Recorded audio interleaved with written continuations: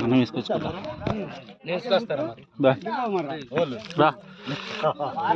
వదమ్మా నువ్వే నేను already phone చేసి చెప్పిన ఇగో తీసుకొచ్చినా ఇగో అని అంటే లేకుంటే నేను బాపు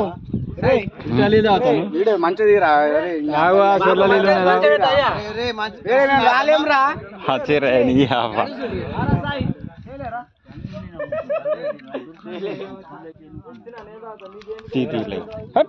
నన్ను తీరా నువ్వుగా ఎవరని